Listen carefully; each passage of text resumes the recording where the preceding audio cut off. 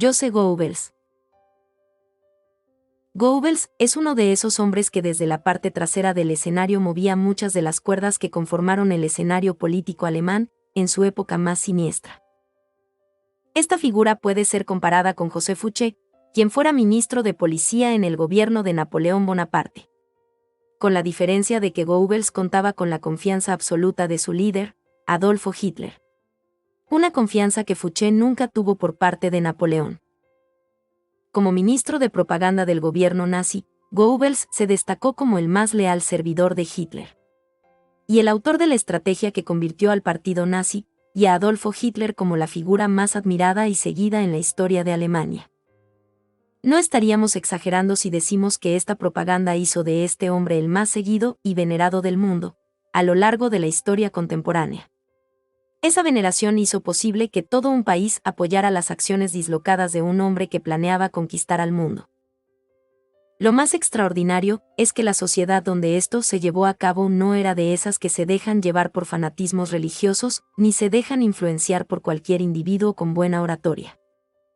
Aunque debemos admitir que el escenario que había dejado tras de sí la Primera Guerra Mundial, y el llamado Dictado de Versalles, en el que a Alemania se le sancionó de una forma, considerada por los alemanes como extremadamente drástica, permitió que en estos quedara un resentimiento de ira y venganza, que más tarde Hitler saciaría. Joseph Goebbels nació en Alemania, en el año 1897. De niño sufrió una parálisis infantil que le dejaría una cojera permanente de la que se avergonzaba, y le hacía sentir inferior a los demás niños, que frecuentemente lo rechazaban. Este sentimiento le adjudicó una arrogancia que siempre estuvo presente en todos los actos de su vida.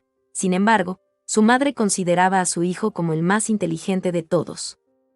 Y era ella quien se encargaba de darle el apoyo para comprender que su defecto físico no le hacía inferior, y que estaba destinado a ser grande. En el año 1914, cuando Alemania apoya a Austria y Hungría en el conflicto serbio, iniciando con ello la Primera Guerra Mundial, Joseph Goebbels es uno de los primeros que intenta alistarse como soldado, para luchar por la causa alemana, pero es rechazado por su cojera, de la cual más tarde diría que se debió a una herida que le había provocado su valentía y arrojo durante la guerra. Cuando finalizó la guerra pensó estudiar en la universidad, pero estaba indeciso. De lo que sí estaba seguro era que deseaba convertirse en una gran personalidad, y más tarde diría que deseaba estudiar todo y nada. Cuando se gradúa de la universidad trabaja en una serie de cargos administrativos menores, pero se da cuenta de que ese no era el camino que le iba a proporcionar lo que buscaba. En el año 1922 escucha hablar de un ex cabo que posee una oratoria retórica, acorde perfectamente con el apetito que el pueblo alemán deseaba en ese momento. Su nombre era Adolfo Hitler. En julio de ese año asiste a una manifestación del recién fundado partido nazi, y en principio cataloga a Hitler de peligroso, por considerar que creía en lo que decía. Al poco tiempo quedó cautivado con la oratoria de Hitler y su fe fanática en el movimiento.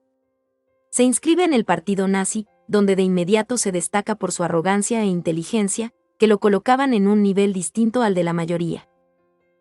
Su primer trabajo en el partido consistía en redactar panfletos incitantes. En tan solo 2 años, se convierte en una de las figuras más temidas y respetadas del partido nazi. En septiembre de 1926, Hitler nombra a Goebbels líder del partido en Berlín. Una de sus primeras acciones fue expulsar a más de 400 miembros, asegurando que no eran leales a Hitler.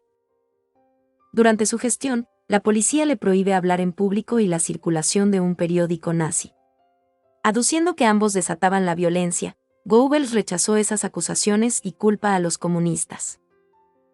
Goebbels se hace un experto manejando instrumentos dramáticos que cautivan las masas.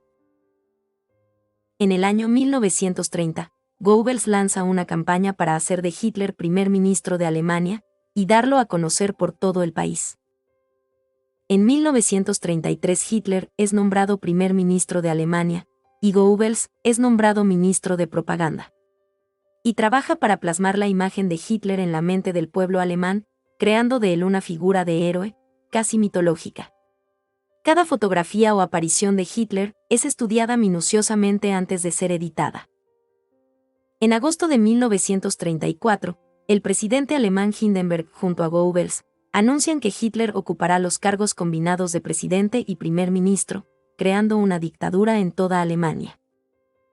A finales de los años 30, Goebbels diseña una brutal campaña propagandística, basada en la filosofía de antiguos filósofos alemanes para erradicar la población judía de Alemania.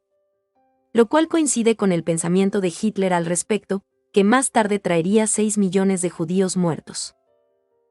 En 1939 Alemania invade Polonia iniciando la Segunda Guerra Mundial. En este momento, como ningún otro, la figura de Goebbels se hace imprescindible para manejar la propaganda nazi. Y con ello hacer realidad el sueño de Hitler, de conquistar el mundo. Las noticias de Alemania fueron censuradas completamente, y estas solo servían como medio de instrucción para los soldados y demás ciudadanos alemanes. En la primavera de 1940, Francia es conquistada por Alemania. Y Goebbels propone a Hitler que la firma del armisticio con el gobierno de Francia se lleve a cabo en el mismo vagón del ferrocarril, donde años antes los alemanes habían sufrido la humillación por parte de los aliados, entregando a Alemania luego de finalizar la Primera Guerra Mundial. En enero de 1943 Alemania comienza el principio del fin de su dominio. Y en esta ocasión Goebbels intensifica su propaganda, sumándole conquistas y victorias ficticias para levantar la moral nazi. En el año 1945 los aliados invaden Berlín, y ya la maquinaria propagandística de Goebbels no hace efecto, pero advierte que por una sola bandera blanca que fuera ondeada en Alemania sus autores serían castigados con la muerte.